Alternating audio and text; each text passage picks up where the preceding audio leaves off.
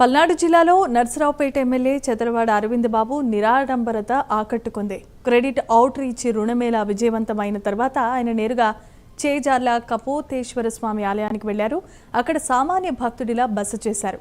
ఎటువంటి ప్రత్యేకమైన ఏర్పాట్లు లేకుండా ఇతర భక్తులతో కలిసి ఆలయ ప్రాంగణంలో విశ్రాంతి తీసుకున్నారు.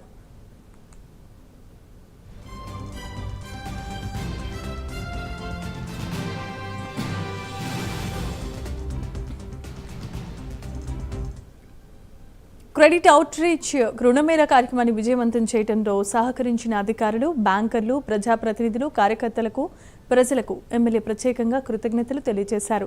ప్రజలకు మరింత మెరుగైన సేవలు అందించడానికి ఇది స్ఫూర్తితో ముందుకు సాగుతుందని ప్రకటించారు. మీడియా సోదరులందరికీ కపోతేశ్వర స్వామి శుభాకాంక్షలు. మన చేజర్ల కపోతేశ్వర స్వామి గుడిలో సందర్శన చేయటం, అభిషేకం చేయించుకోవడం జరిగింది. చేజర్ల కపోతేశ్వర స్వామి గుడి ఆర్కియాలజీ డిపార్ట్మెంట్ వాళ్ళు మెయింటైన్ చేస్తూ ఉన్నారు. ఇది క్రీస్తు పూర్వం 3వ శతాబ్దంలో ఈ గుడిని చోళరాజులు స్థాపించడం జరిగింది. ఇది కృతయుగంలో శివ చక్రవర్తి తవ్వకాల్లో మొన్న 3వ శతాబ్దంలో క్రీస్తు పూర్వం 3వ శతాబ్దంలో ఈ విగ్రహాలు బయటపడటం.